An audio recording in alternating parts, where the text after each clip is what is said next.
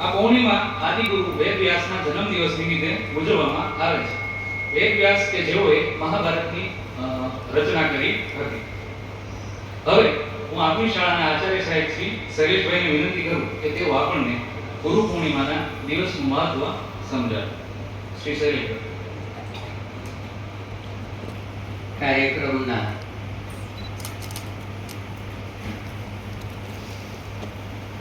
મારા આદરણીય શિક્ષક ભાઈઓ બહેનો, વિદ્યાર્થી ભાઈઓ અને બહેનો, ભારતીય સંસ્કૃતિની અંદર જે ઘણા બધા તહેવારો ઉજવાય એમાંનો એક વિશિષ્ટ તહેવાર એટલે આ ગુરુ પૂર્ણિમા. આપણે વર્ષોથી ગુરુ અને શિષ્ય પરંપરામાં જીવતા લોકો છીએ.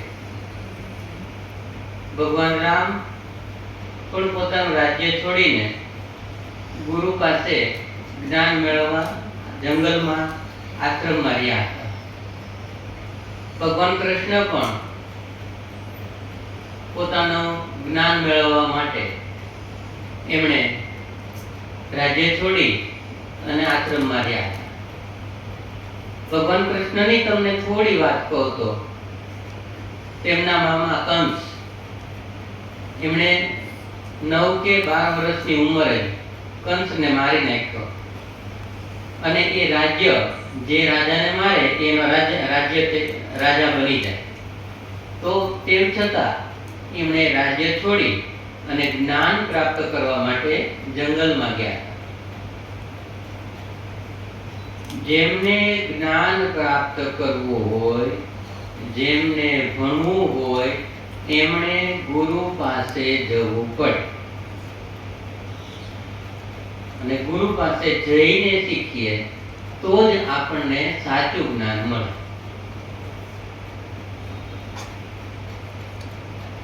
તમને કદાચ થોડુંક આગળથી સમજાવું તો એક ગુરુ દ્રોણ થઈ ગયા હતા. ગુરુ દ્રોણ જે છે એ સમયના પહેલા ટ્યુશન ટીચર, સૌથી પહેલા ટ્યુશન ટીચર કે જેમણે એ સમયના રાજાઓને શીખવવાનું શરૂ કર્યું હતું. પણ જે શિક્ષકો છે એ લોકોને ખ્યાલ હશે કે એમનું ભવિષ્ય અને એમના દીકરાનું ભવિષ્ય શું છે. જેને શીખવું હોય એમને ગુરુ પાસે જવું પડે.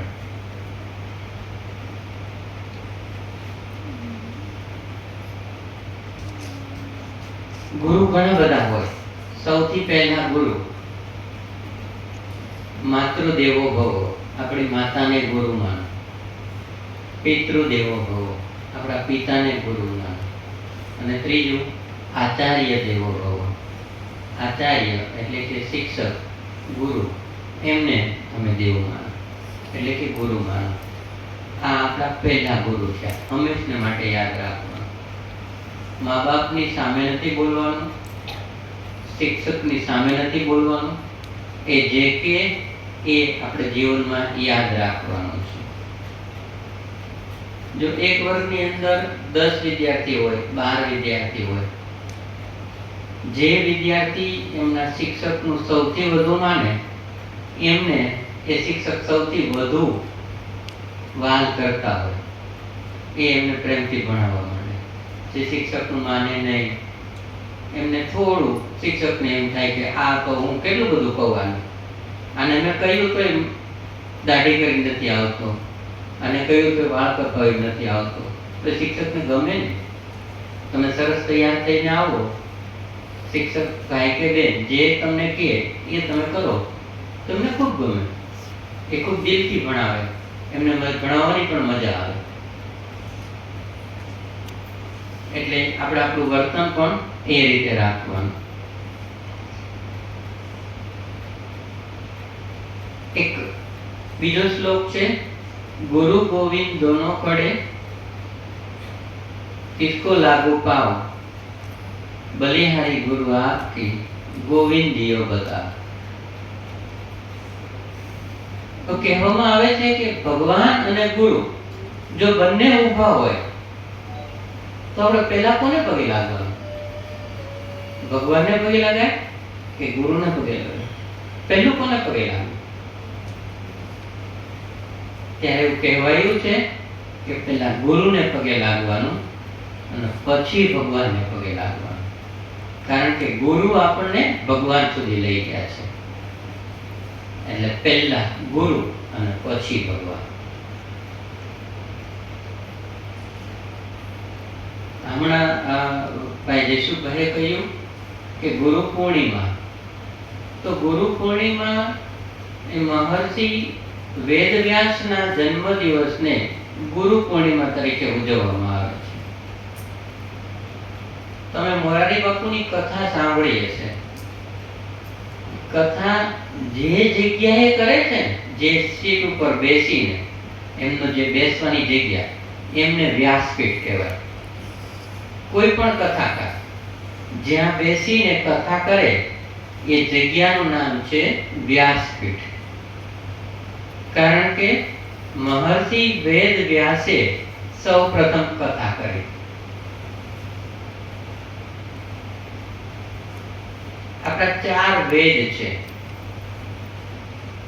ઋગ્વેદ, યજુર્વેદ, સામવેદ અને અથર્વવેદ. આ કોણે લખ્યા એ ખબર નથી. બહુ જ જૂના છે, બહુ જૂના, ઘણા હજારો વર્ષો પહેલાના છે. એ આપણા ધર્મ ગ્રંથો છે.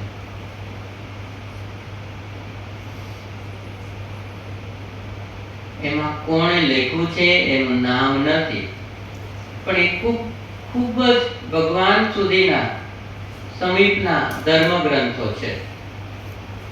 એ ધર્મ ગ્રંથ સંસ્કૃતમાં છે. આપણને બધું જ વાંચવું સમજાય નહીં. એટલે મહર્ષિ વેદવ્યાસે એ ધર્મ ગ્રંથમાંથી 18 પુરાણની રચના કરી. હવે 18 પુરાણ પણ બહુ જ મોટા છે. આપણને તો 18 પુરાણના નામ ય ન આવડે. પછી એમણે એક વાક્ય આપ્યું: અષ્ટાદશ પુરાણેષુ વ્યાસસ્ય વચનમ દ્વયમ. એટલે કે 18 પુરાણમાંથી મહર્ષિ વેદવ્યાસે 2 જ વાક્યો કીધા છે. પરોપકારાય પુણ્યાય પાપાય પરપીડન. પર ઉપકાર એ પુણ્ય છે અને કોઈને પીડા આપવી એ પાપ છે. હવે બહેનો અને ભાઈઓ, પરોપકાર એટલે શું? તમે તમારા બેનપણીને, તમે તમારા ભાઈબંધને મદદ કરો, પણ સ્વાર્થ વગરની મદદ કરો, એ પુણ્ય કહેવાય. તમારા ઘરેથી નાસ્તો આવ્યો છે અને તમે એને નાસ્તો કરાવો, એ પુણ્ય છે. પણ પછી એવો આગ્રહ રાખો કે તારા ઘરેથી નાસ્તો આવે એટલે મને તારે કરાવવાનો છે, તો તમને પુણ્ય ન મળે. કોઈ પણ સ્વાર્થ વગર મદદ કરવી એનું નામ પુણ્ય. તમારો મિત્ર બીમાર પડ્યો છે તો તમે એની માટે ડીશ લાવી દો, એના તમે કપડાં ધોઈ દો. એમને નબળાઈ છે તો એની બેગ ઉપાડીને અહીંયા સ્કૂલે લાવો, તો એ પુણ્ય કર્યું છે. પણ તમે તમારા મિત્રને, તમારી બેનપણીને, ભાઈબંધને હેરાન કરો, શારીરિક હેરાન કરો, એટલે કે ફાઇટિંગ કરો, એને દુઃખ લાગે મનમાં, એવું બોલો, એવું તમે એને કહો, તો એ પાપ છે. અને આ દુનિયામાં ક્યાંય સ્વર્ગ ને નર્ક ને એવું કાંઈ નથી. પણ ભગવાને 2 ખાતા કરેલા છે, 2 જગ્યાઓ મૂકેલી છે દરેક માણસને. જે કાંઈ કામ કરો એનું પુણ્ય હોય તો એક જગ્યાએ જમા થાય, અને જો કાંઈ ભૂલ કરી છે, કોઈકને હેરાન કર્યા છે, તો એનું પાપ પણ જમા થાય. તમારે વિજ્ઞાનમાં એક ન્યૂટન નામના વૈજ્ઞાનિકનો સિદ્ધાંત આવે છે, ત્રીજા આઘાત અને પ્રત્યાઘાત. જેટલો જોરથી દડો આપણે ભીતમાં પછાડીએ એટલો જ જોરથી દડો પાછો આવે. આપણે કોઈકને હેરાન કરીએ તો આપણે હેરાન થવાનું આવે ને આવે. એ ક્યારે આવે એ નક્કી નથી, એ ભગવાનના હાથમાં છે, પણ આવે ખરું. અને આપણે કોઈકને મદદ કરી હોય તો કોઈક આપણને 100% મદદ કરે ને કરે. એ પણ 100%ની વાત છે. હવે આપણે એવું ઈચ્છતા હોય કે આપણને કોઈ હેરાન ન કરે અને આપણને બધા મદદ કરે, તો આપણે બધાને મદદ કરવાની છે, આપણે કોઈને હેરાન કરવાના નથી. આટલું આજે તમને બધાને સૂચના છે, સલાહ છે.